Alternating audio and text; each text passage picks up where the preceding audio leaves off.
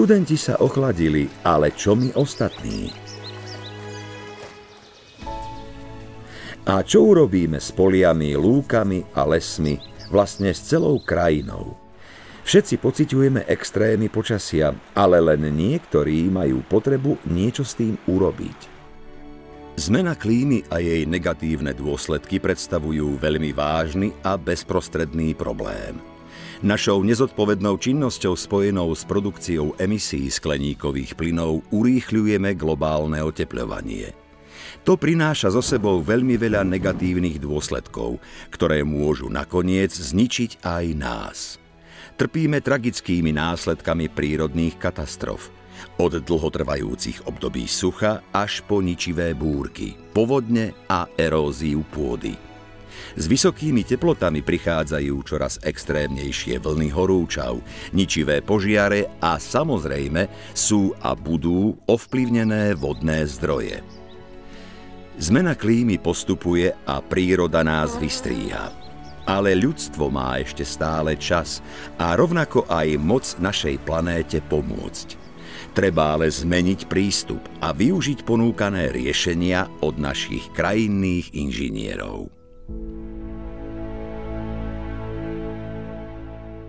Milí študenti, vítam vás na pôde environmentálneho centra, ktoré má názov Klíma, krajina, informácie a súvisí s tou problematikou, ktorá sa tu nejakým spôsobom bude preberať. Čo sa týka klímy, tak my vieme, že klimatická zmena je už fakt, ktorý je neodškriepiteľný. Samozrejme, že sa vedú ešte o tom stále diskusie, ale myslím si, že nám aj vám už je jasné, že tá klimatická zmena, aj to cítime, že prebieha. Za posledné 10 ročie globálne, z toho posledného merania 10-ročného, tak 8 rokov bolo extrémnych, to znamená, že rekordných, vždy prekonal ten rok tie predchádzajúce. My nemáme veľmi čas už čakať, musíme riešiť dve veci, a to je adaptáciu a pokiaľ sa dá aj mitigáciu. Adaptačné opatrenia sú opatrenia, ktoré nám zmierňujú dopady klimatickej zmeny na obyvateľstvo a krajinu. Tieto adaptačné opatrenia môžeme rozdeliť na tie, ktoré sa realizujú v intraviláne, alebo ktoré sa realizujú v extraviláne alebo v krajine. Čo sa týka intravilánu, tak môžeme sa zamerať hlavne na tie opatrenia, ktoré súvisia, ako ich tu máme aj vypísané, s budovaním dažďových záhrad, budovanie zelených vegetačných striech, budovanie vertikálnych záhrad, a to sú vlastne zelené steny, no a samozrejme vysádzanie a udržiavanie sídelnej zelene. Ďalšia časť, na ktorú my ako krajinní inžinieri sa zameriavame, tak to je realizácia opatrení v krajine. Čo sa týka krajiny, tak tam treba budovať nelesnú drevinovú vegetáciu alebo obnovovať, využívať zatrávnenie, to znamená či už sakovacie pásy, infiltračné priekopy alebo prielohy. Ďalšími opatreniami sú ochranné zatrávnenia svahov, terasovanie a revitalizácia mokradí a rašelinísk. V poľnohospodárstve sa musíme zamerať na efektívne využívanie zrážkovej vody, ale aj na zvyšovanie podielu organickej hmoty v pôde. Tiež využiť existujúce meliorácie a zmeniť ich funkciu. V minulosti pôdu odvodňovali, dnes musia vodu v krajine zadržiavať. Doteraz sme si hovorili a pozerali sme sa na klimatickú zmenu z pohľadu adaptačných opatrení, avšak na poľnohospodárstvo sa treba pozerať a v kontexte klimatickej zmeny aj tak, že poľnohospodárstvo okrem toho, že znáša tie negatívne dôsledky klimatickej zmeny, tak zároveň aj zdrojom emisí skleníkových aktívnych plynov. Čiže sú tie dva pohľady, kedy my potrebujeme riešiť adaptačné opatrenia, teda prispôsobiť sa podmienkam klimatickej zmeny, ale zároveň musíme riešiť aj opatrenia mitigačné, čiže znižovať tie emisie skleníkových aktívnych plynov, ktoré tú klimatickú zmenu zapríčiňujú. Teda ak hovoríme o mitigácii, najprv musíme teda nájsť zdroje, odkiaľ teda tie emisie skleníkových aktívnych plynov pochádzajú, a následne musíme sa na to pozrieť, ako ich vieme znížiť. V poľnohospodárstve je najdôležitejšie skrotiť emisie oxidu dusného. No a my máme tie mitigačné opatrenia, ktorými sa snažíme znižovať tie emisie oxidu dusného. Sú rôzne. Ako prvé je manažment hnojenia. Manažment hnojenia, tam je dôležité, že dá tej rastline iba toľko dusíka, koľko si vie ona reálne zobrať, lebo s tým zvyšným dusíkom tak buď sa vyplaví do spodnejších vrstiev, alebo sa týmito procesmi dostáva nitrifikáciou, denitrifikáciou vo forme plynnej do atmosféry. Čiže manažment hnojenia môže byť taký, že rozdelíme tie dávky hnojenia na napríklad 2 alebo 3, alebo neaplikujeme ešte aj na povrch, ale snažíme sa ho zapracovať. Dnes už máte také sejačky, že okrem toho, že vám to vyseje, tak vám to okamžite hneď aj zahnojí do toho riadku. Takže manažment hnojenia. Manažment pôdy je tiež veľmi dôležitá vec, že snažíme sa tú pôdu možno menej obrábať, aby vedela fungovať. Čo sa týka tých emisí, veľmi teraz takou novou témou, problematikou, ktorou sa aj ja zaoberám, je aplikácia biohlia do pôdy. Áno, a keď aplikujete biohlie do pôdy, tak sa to chová ako keby taká špongia, ktorá okrem toho, že natiahne vodu, tak natiahne aj živiny.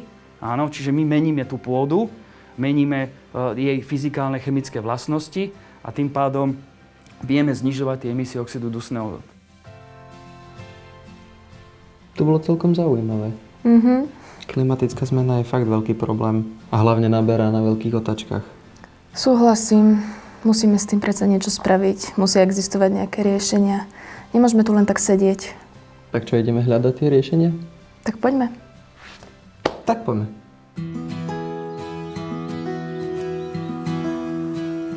Betka s Vladom zašli len kúsok za Nitru na pole, aby zistili, ako môže pôda pomôcť pri zmierňovaní klimatickej zmeny.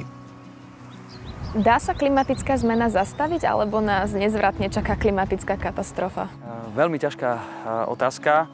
Ja by som povedal, že na teraz, keďže ideme tým systémom business as usual, že neustály nárast skleníkových aktívnych plynov, tak už sa pomaličky blížime k tomu bodu zlomu, kedy tie zmeny už budú nezvratné, avšak ešte stále máme možnosť to snažiť sa zastaviť. Samozrejme, tie vlády sú zodpovedné za to, aby sa začalo s tým niečo reálne robiť. Avšak aj každý jednotlivec má tú svoju zodpovednosť a môže každý sám začať od seba, takže niečo robiť s tým. Ako študentka SPU by si mohla vedieť, čo to tu rastie. Toto by mal byť hrach, ak sa dobre domnievam. Sme správne? Áno, máte pravdu, toto je hrach, takže naše políčko, kde už za 4 týždne budeme mať našu skvelú úrodu. My tu v podstate skúmame jedno z mitigačných opatrení na znižovanie skleníkových aktívnych plynov a to je aplikácia biouhlia do pôdy. Ako to biouhlie konkrétne pomáha zastaviť klimatickú zmenu? No, pomáha znižovať emisie skleníkových plynov, a to najmä oxidu dusného, čo je N2O, a oxidu uhličitého CO2, ale predovšetkým oxidu dusného, čo je jeden z najvýznamnejších skleníkových aktívnych plynov v poľnohospodárstve. To biouhlie dokáže meniť v podstate ten systém týchto reakcií, nitrifikácie, denitrifikácie, znižovať tieto emisie. Urobili ste nám sondu, asi nám chcete niečo ukázať? Áno, tu máte možnosť vidieť sondu, kde je už aplikované biouhlie už od roku 2014 a aj do roku 2018 a je krásne vidieť na tom detaile, ako to biouhlie, tie čiastočky čierne už sú aplikované a už sú v podstate v symbióze s pôdou. Aj na Slovensku sú špičkové technológie, vďaka ktorým z organického odpadu získame viazaný uhlík alebo biouhlie. Toto je ten zázračný materiál, ktorý sme doteraz používali. Z čoho sa vyrába alebo kde sa ťaží? Toto sa neťaží tak ako klasické uhlie, ale toto sa vyrába sa to z akéhokoľvek organického materiálu, a to procesom pyrolízy. Pyrolíza v podstate je proces, ktorý funguje na princípe zahrievania organickej hmoty na 400 až 800 stupňov po nejakú dobu a vyrobí sa z toho produkt, ktorý my nazývame biouhlie, ale je to podstata výroby dreveného uhlia. Zaujíma ma, prečo sa to volá biouhlie. Aký je rozdiel medzi obyčajným uhlím a biouhlím? My toto biouhlie nazývame vtedy biouhlie, keď ho vrátime do pôdy a keď ho aplikujeme do pôdy, tak vtedy my ho už nazývame biouhlie. Má aj nejaké iné využitie ako v hospodárstve? Samozrejme, nie len ako aditívum do pôdy, ale môže mať v rôznych ďalších iných odvetviach, či už v zdravotníctve, vo farmácii, či už v stavebnom materiále. Takže áno, jeho aplikačná prax je v rôznych smeroch. Táto linka vyzerá celkom zložito. Ako funguje? Áno, je to zložitá technológia a táto technológia dokáže spracovať rôzne organické materiály a v tomto prípade je to spracovanie kuchynského odpadu. Čiže ako odpadová surovina vzniká následne biouhlie, čo je pre nás vzácna surovina.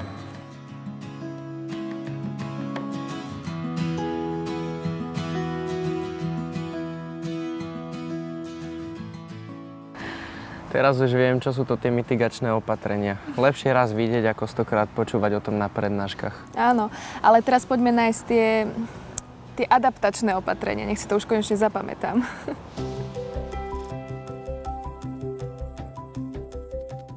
Prvý príklad adaptačných opatrení na klimatickú zmenu, v tomto prípade na extrémne sucho, je budovanie závlah.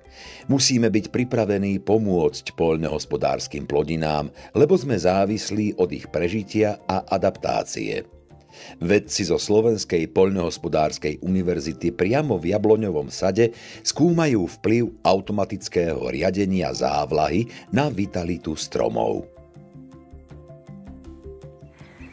Počula som, že na juhu Európy, v týchto tradičných ovocinárskych krajinách, napríklad Španielsko alebo Taliansko, majú problém s nedostatkom vody na zavlažovanie. Je to pravda? Je to pravda. Klíma sa nám na celom svete postupne otepluje a s tým vstúpajú aj nároky rastlín na vodu. Španielsko v južnej, juhozápadnej strane časti sa stáva polopúšťou a vlastne všetku vodu, ktorú rastliny potrebuje, musíme dodávať závlahou. A tam je veľký problém, pretože nemajú na to zdroje dostatočné. No a ako je to potom u nás na Slovensku? Máme dostatok vody na zavlažovanie všetkých tých sadov a vedia naši sadári, ako to robiť efektívne? Na Slovensku je situácia o niečo lepšie, aj keď teplota sa samozrejme zvyšuje ako na celom svete a hlavne v Európe. Máme relatívne dostatočné zdroje vody pre závlahu, avšak rozloženie prírodzených zrážok, ktoré nám dotujú tieto zdroje, sú veľmi nerovnomerne rozložené v roku a musíme s nimi veľmi ekonomicky hospodáriť.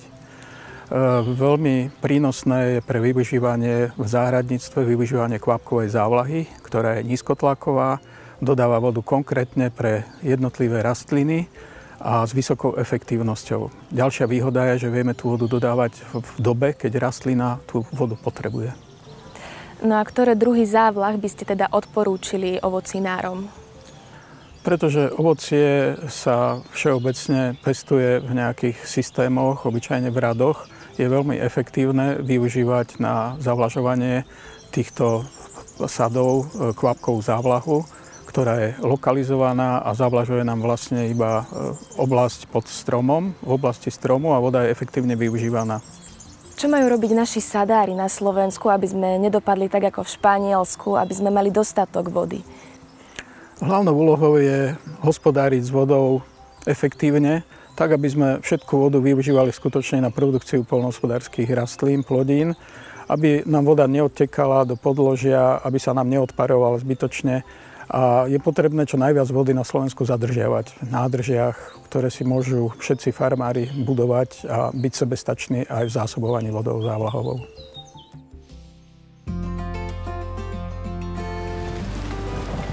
Ďalší extrém, ktorý nám klimatická zmena prináša, sú prívalové dažde a následne povodne.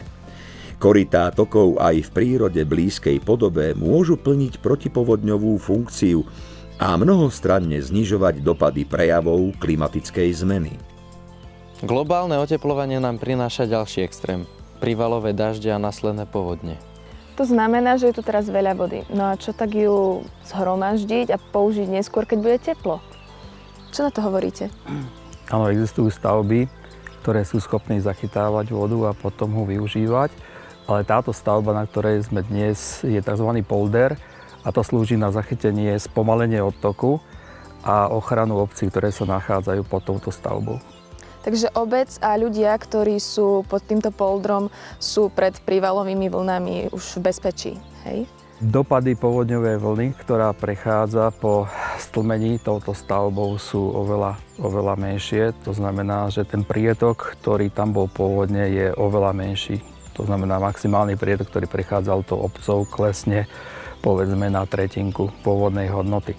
To znamená, že celá stavba je ekologická a odporúčate ju vystavať všade po Slovensku?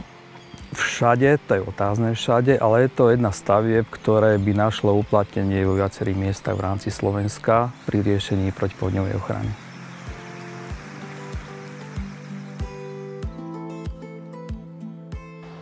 Sme vo Vrábľoch, pri koryte rieky Žitava, ale je nejak podozrivo rovná. Čím je to spôsobené?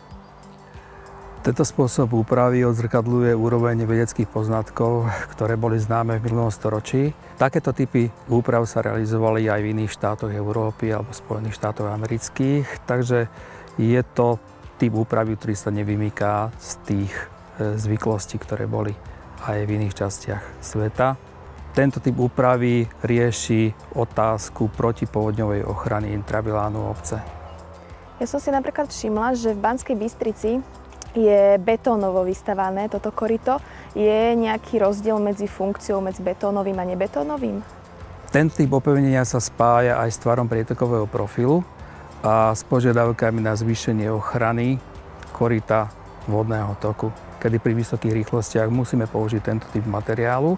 A zároveň takéto kamenné opevnenie tvorí aj súčasť oporného múra danej stavby, ktorá zabezpečuje aj otázku geotechnickej stability. Ale asi to nie je veľmi najekologickejší spôsob, tie betónové. Z hľadiska ekologického je to horší spôsob použitého opevnenia. A poznáme už aj nejaké lepšie možnosti?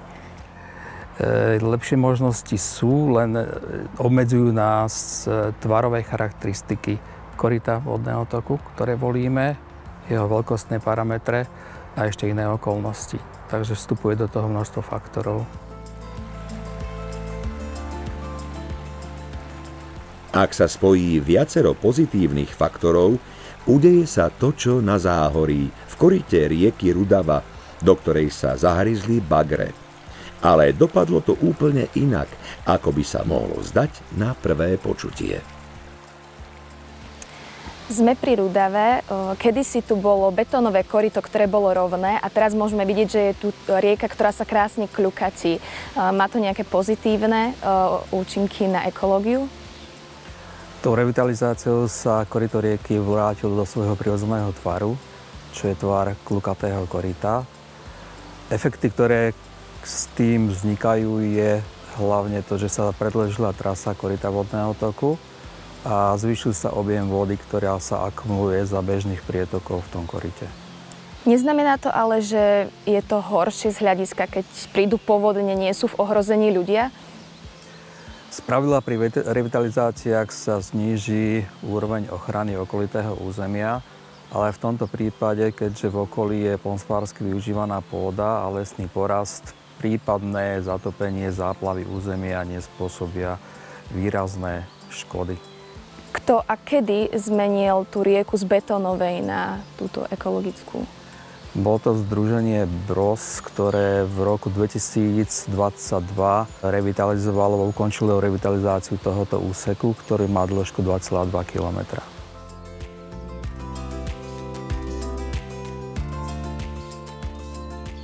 Ešte jeden príklad, keď bagre napravili naše staré ekologické hriechy. Je tu naozaj krásne. Prečo ste tu vytvorili umelý ostrov?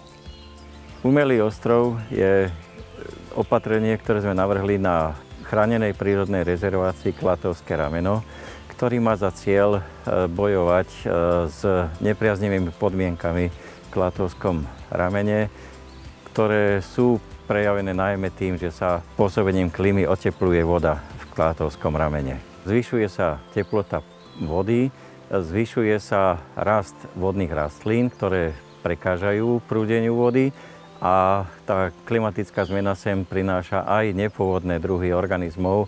Sú to niektoré nepôvodné druhy rýb, ale aj nepôvodné druhy vodných rastlín, ktoré tu postupne zaberajú biotopy našich pôvodných slovenských rastlín a rybičiek.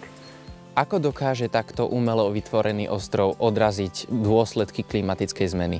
Klimatická zmena sa prejavuje aj tým na tomto ramene, že nánosy, ktoré sa tu vytvorili, spomalujú prúdenie vody a tento ostrov je z toho dôvodu, aby sa na menšej ploche zvýšila rýchlosť vody a tým, keď je väčšia rýchlosť vody, tak sa aj mierne ochladzuje a tým pádom udržíme podmienky pre život organizmov, ktoré tu boli v tých podmienkach, ktoré boli pred nástupom teplejších období.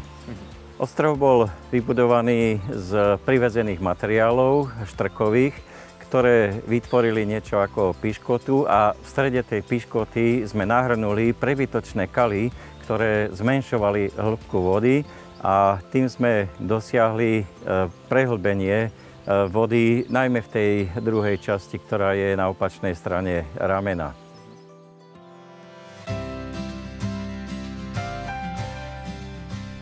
Sme v Meleku pri Vrábľoch, aby sme si ukázali, ako ochrániť samotnú pôdu. Aj preto, že ju gazdovia v posvetnej úcte volajú Matkou zemou.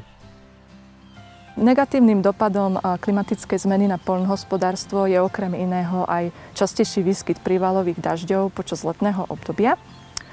Prívalový dažď sa vyznačuje vysokou intenzitou, krátkou dobou trvania a často je to veľmi lokálna zrážka, ktorá potom na poľnohospodárskej pôde často spôsobuje problém s vodnou eróziou.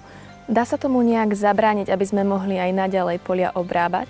Samozrejme, v rámci rôznych protierozných opatrení vieme rôznym spôsobom redukovať alebo teda znížiť ten škodlivý vplyv rôznych eróznych činiteľov. Stojíme momentálne pri líniovom páse vegetácie, pozostáva teda zo stromov a z bylinného krytu. Máme tu problém s dlhým svahom. V prípade, že máme v krajine príliš dlhý svah, potrebujeme prerušiť z jeho svahovú dĺžku.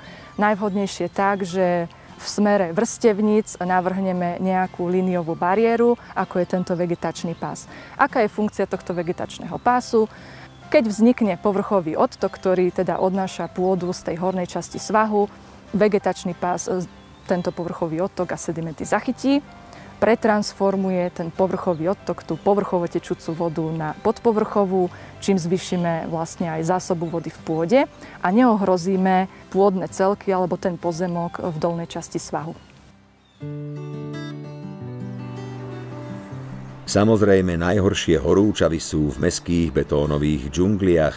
Určite pomôže vysádzanie zelene, ale my si ukážeme viac. Začneme v obci Vlčany, nedaleko Šale.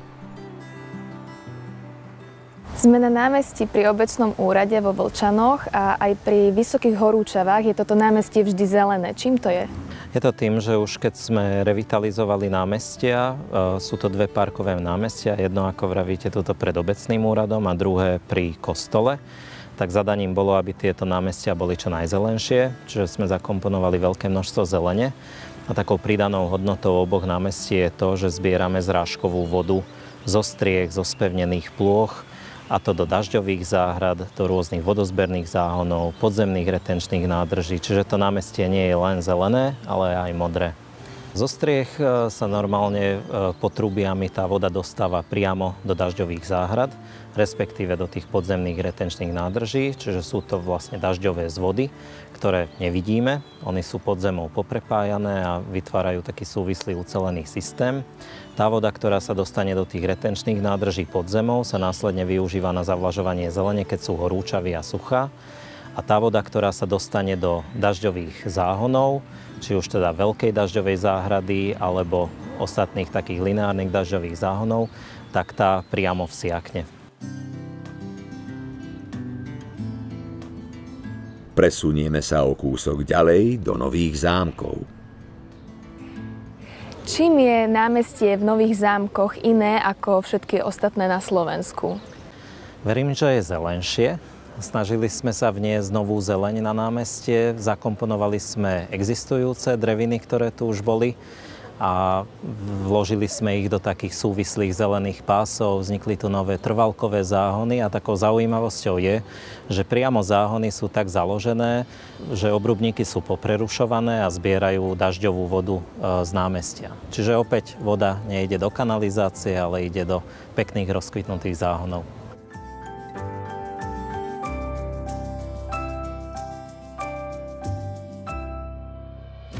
Oblúkom sme sa dostali naspäť do Nitry na strechu novootvoreného Envirocentra Slovenskej poľnohospodárskej univerzity. Na čom to sedíme? Vyzerá to ako prírodná lúka, ale volá sa to zelená strecha. Je to také opatrenie, aby sa nám v blízkosti školy zmiernila teplota a spravilo lepšie ovzdušie. Ako dopomáha táto zelená strecha k zastaveniu klimatickej zmeny? Zelená strecha je dobré riešenie, pretože bežne zo strechy odteká voda niekam do kanalizácie a odteká ďaleko za mesto do čistiarne odpadových vôd. A táto zelená strecha nám umožňuje to, aby sa voda, ktorá na ňu napršala, aby tu zostala a aby sa tu vyparila. A pri tom výpare nám ochladzuje vzduch. Ale to je úžasné, že naša univerzita má takúto zelenú strechu. Snáď inšpirujeme aj ostatných. Áno, možno inšpirujeme aj môjho otca, ktorý ide stavať penzión. Odporúčili by ste mu postaviť takúto zelenú strechu na penzióne? Celkom iste. Ak chce mať on a jeho hostia príjemnú klímu počas pobytov, tak je to veľmi dobré riešenie. Po našom objavovaní riešení, ako zvládnuť klimatickú zmenu na Slovensku, sme zistili, že tých riešení je fakt veľa. Len si ich treba všímať, využiť ich a neváhať ani minútu. Presne. O klimatickej zmene nestačí len rozprávať. Treba preto aj niečo spraviť. Ja si myslím, že sme si školu vybrali dobre.